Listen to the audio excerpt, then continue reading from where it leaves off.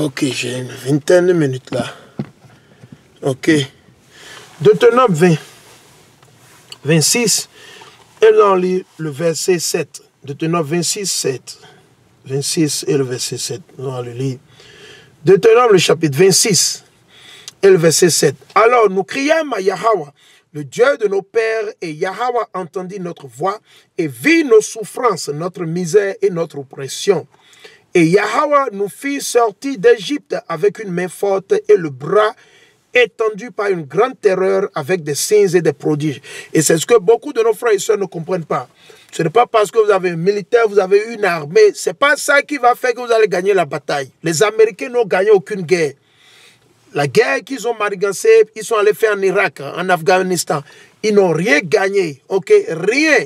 Malgré qu'ils ont le militaire, ils ont les armements, ils n'ont rien gagné. Ok, ça a été totalement une perte pour eux. En vie humaine, financièrement, matériellement, et la liste continue. Okay? Ils n'ont rien gagné. Okay? Donc ce n'est pas parce que vous avez le militaire, vous avez, non, ça ne veut rien signifier. Vous avez un personnel, non. La guerre pour gagner la bataille, c'est l'Éternel.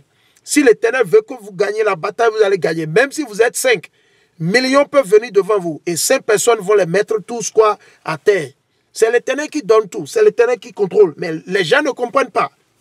Okay? Les gens ne comprennent pas. Donc, l'oppression que nous subissons aujourd'hui, que nos frères et sœurs sont en train d'endurer au Mali, à travers de la main des Français, que ce soit au Bénin et partout dans la sous-région, c'est de l'oppression.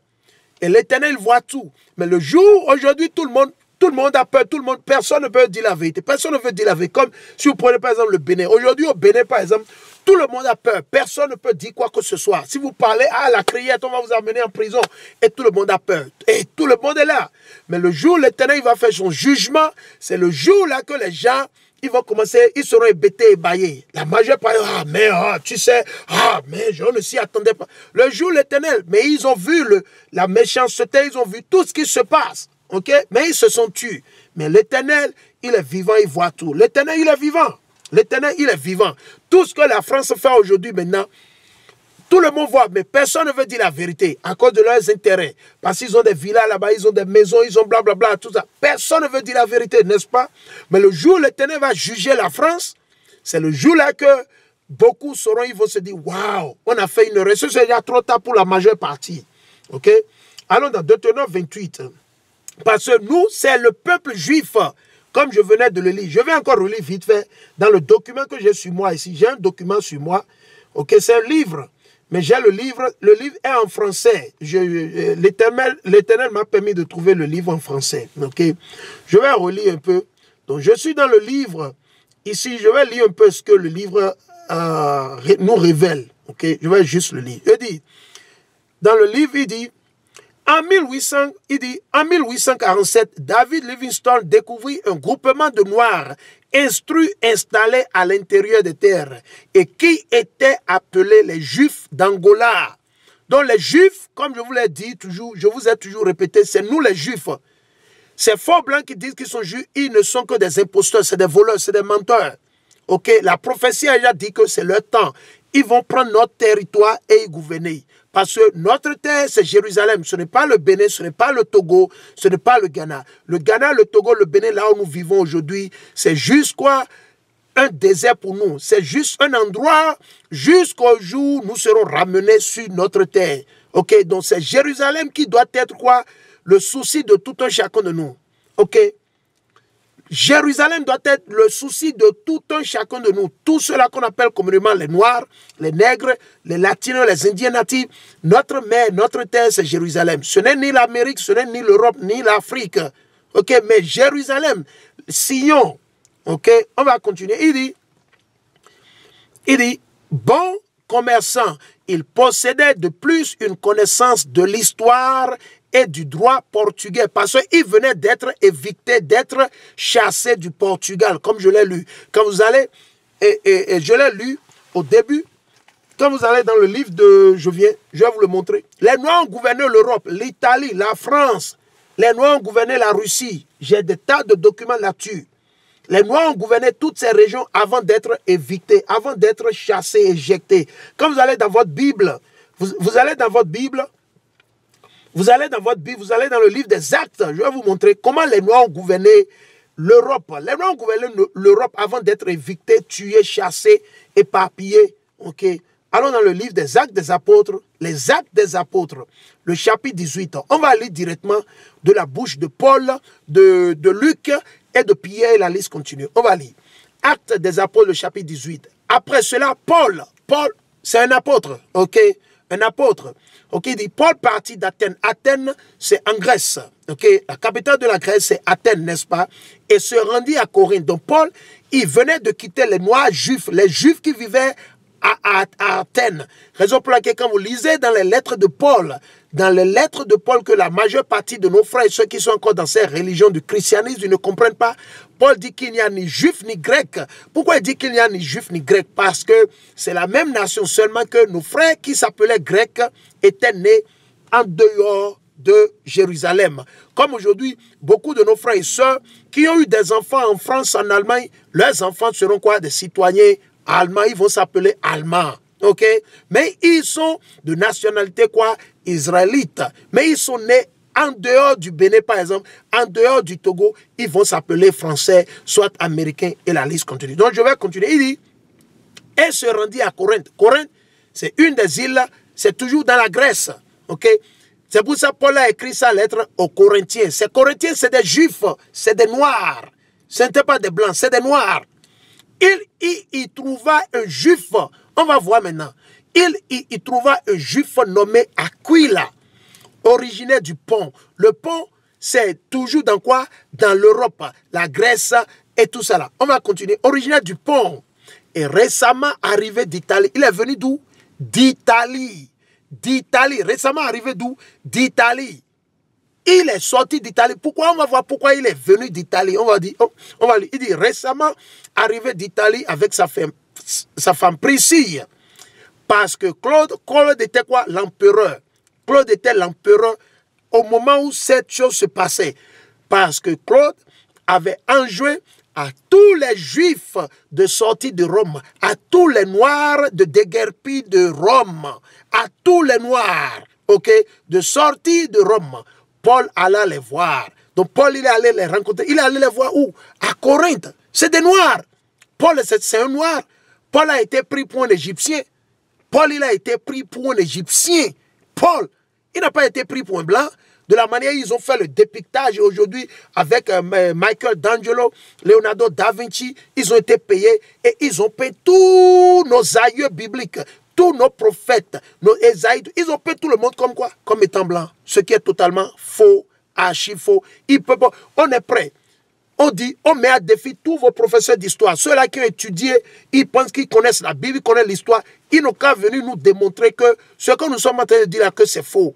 Ils n'ont qu'à venir avec les preuves. Les preuves parlent pas. On veut voir. Nous, on a les preuves. On peut leur montrer. On a des livres, des tas de livres. On a étudié. Les 6 années passées, nous, on a fait toutes ces recherches. On a étudié. On a fait des études sur les études. Ce que beaucoup de... Nous, on n'a pas un doctorat en histoire, mais nous connaissons plus l'histoire que vos professeurs d'université. Nous connaissons, je dis, plus d'histoire que vos professeurs d'université. Plus d'histoire. On n'a reçu aucun papier d'aucun blanc, ni de la France, ni des États-Unis. Mais nous connaissons l'histoire selon l'Esprit Saint. L'Éternel nous a donné l'histoire aujourd'hui. On n'a pas appris ça à l'école ni à l'université. Ok, l'Éternel nous a réveillés, nous montre les choses. C'est de ça qu'on a besoin. Une fois vous savez lire et écrire, le reste c'est du bluff. Une fois vous savez lire et écrire, le reste c'est du bluff, chers frères et sœurs. Le reste c'est du bluff. Une fois vous savez lire et écrire, vous savez lire et écrire, le reste c'est du bluff. Vous pouvez faire tout. Vous pouvez vous enseigner les mathématiques. Ok? Moi, je me suis enseigné des mathématiques que personne ne m'a enseigné. Je dis personne. Je me suis enseigné des mathématiques. Des mathématiques après le calculus. Je ne parle pas de petits maths. Ok? Je me suis enseigné moi-même.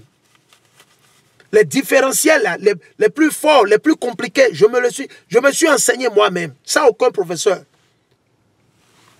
Tout ce qu'on a besoin, c'est de savoir lire et écrire. Alors maintenant, nous allons retourner vers le livre de Deutéronome, le chapitre 28. Parce que c'est important. Je veux que tout le monde comprenne. Deutéronome 28. Quand vous allez pour comprendre c'est qui les vrais juifs, comme je le dis toujours, vous devez aller lire le livre de Deutéronome, le chapitre 28. Deutéronome 28. Et vous allez voir dans Deutéronome 28, il y a les bénédictions et les malédictions. L'Éternel dit, si nous n'obéissons pas, si nous abandonnons les lois, les commandements de Dieu et que nous devenons chrétiens, musulmans, etc., les malédictions là viendront sur nous et vont nous poursuivre jusqu'à nous détruire. Et c'est ce qui nous arrive. Et c'est ce qui nous arrive. C'est ce que l'Éternel a dit. Ok, l'Éternel a dit que ces malédictions, ils vont nous poursuivre jusqu'à nous détruire. C'est ce que l'Éternel a dit. On va lire. Deutéronome 28 et le verset 29. Deutéronome 28 et le verset 29. Ok, on va le lire. Deutéronome 28 et le verset 29. Il dit, tu tâtonneras en plein midi. Imaginez, c'est fort ce que l'Éternel est en train de dire. L'Éternel dit que nous allons tâtonner en plein midi. Parce qu'en plein midi, le soleil est là. Vous n'avez pas besoin de tâtonner. À moins que vous soyez un aveugle avec un bâton, où vous cherchez le mur, vous cherchez la porte, vous cherchez là où il y a... À moins que vous soyez aveugle. Donc il faut faire attention. Tu tâtonneras en plein midi comme l'aveugle, dans l'obscurité. Vous avez vu? Parce que l'aveugle, il ne voit pas. Il est tout le temps dans l'obscurité. Mais l'Éternel ne parle pas de l'aveugle physique. Ici, il dit qu'on sera aveugle. Spirituellement, on ne saura pas qui nous sommes. On ne saura pas qui nous sommes, n'est-ce pas? Il dit, tu tâtonneras en plein midi comme l'aveugle dans l'obscurité. Tu ne réussiras pas dans tes voies. Donc, quel que soit ce que Patrice Talon va faire au Bénin, quel que soit ce que Faure Gnassingbé fera au Togo, quel que soit ce que Alassane Ouattara fera en Côte d'Ivoire, quel que soit ce que Macky Sall fera au Sénégal, quel que soit ce que vos politiciens feront, il n'y aura jamais de changement, aussi bien longtemps qu'ils ne vont pas vous dire que vous êtes les vrais juifs, de sortir de l'islam, du christianisme, d'abandonner les idoles, la sorcellerie, le vaudou, la franc-maçonnerie. Rien ne changera. Vous allez toujours souffrir. Vous serez toujours dans le statu quo. C'est ce que l'Éternel dit. Moi, mais je n'avais pas compris. C'est quand l'Éternel m'a frappé une fois, deux fois. Et c'est là que j'ai commencé par comprendre. Donc, certains doivent recevoir ce bâton de l'Éternel. Certains seront amenés jusqu'à la mort et ils vont se repentir. D'autres, ils vont mourir, ils vont perdre. Mais d'autres, ils seront atteints de problèmes de maladie. C'est quelque chose qui vous arrive, ça fait partie des malédictions. L'Éternel dit quoi? Tu ne réussiras pas dans tes voies. Tu seras tous les jours opprimé et dépouillé. Quoi? Donc, est-ce que la France est en train de préparer avec la CEDEAO sur le Mali, sur le Bénin? Qu'est-ce qu'ils sont en train de former des gens dans la nuit avec la France, les États-Unis en complicité avec la CIA, la FBI, et ils forment les djihadistes. Qu'est-ce qu'ils font? Pour aller commettre des kamikazes à Porga au nord, et du coup, ils veulent jouer à la propagande avec le peuple. Ah oui, il y a les djihadistes, on a besoin de la France, on a besoin d'un militaire pour installer la base militaire. Allez installer la base militaire. Ok? Patrice Talon et son gouvernement et la France, ils n'ont qu'à aller installer la base militaire. Avec l'aide de la CIA, ils n'ont qu'à le faire. Le problème, laissez-les, ils n'ont qu'à installer. Laissez, ils n'ont qu'à installer la base militaire. On va voir. On va voir pendant combien de temps ils vont durer. On va voir. Ça fait partie des malédictions, il faut comprendre. Et si c'est la volonté de l'Éternel de dire ici, le cœur des Français a installé les bases militaires, vous ne pouvez pas arrêter. Patrice Talon ne peut pas non plus aussi arrêter. Ok? Les Maliens ne peuvent non plus ni arrêter, ni les Nigériens. Personne. Je vais relire, il dit, tu seras tous les jours opprimé. C'est ce que l'Éternel a dit. Tu seras tous les jours opprimé et dépouillé sans personne qui vienne à ton secours. Vous avez vu? Et c'est ce que je disais. Depuis que la France a commencé par opprimer nos frères au Mali, ok? Depuis que Patrice Talon est en train de faire tout ce qu'il fait, ces conneries qu'il fait là, et certains disent qu'il travaille. Il travaille avec ses propres sous, n'est-ce pas? Et ce n'est pas les prêts où on vous vient à la télé ou à la radio, on vous dit qu'on a fait de janvier à septembre, on a fait la dette du Bénin est allée à 1000 millions de milliards, des conneries comme ça. Ils n'ont même pas la honte. Ils sont en cravate et en costume. C'est que, quoi. C'est qu'ils n'ont pas honte, quoi. Vous n'avez jamais entendu ça d'un pays, jamais, vous n'avez pas entendu. Jamais. Il dit, sans personnes qui viennent à ton secours. Donc la France ne va pas secourir nos frères et sœurs qui sont bénis. Non. La France s'en fout pas mal. Ils ont leurs problèmes chez eux ils cherchent à régler. Emmanuel Macron, il a des tas de problèmes dans son tiroir. Leur élection, c'est dans moins de 2 mois ou dans moins de 3 mois. Et ils sont en train de tout faire pour le ramener. Ok. Les faux juifs sont en train de tout faire pour garder Emmanuel Macron au pouvoir. Raison pour laquelle ils sont allés chercher Pécresse. Pécresse, c'est Emmanuel Macron en pantalon. Certains d'entre vous, vous ne savez pas.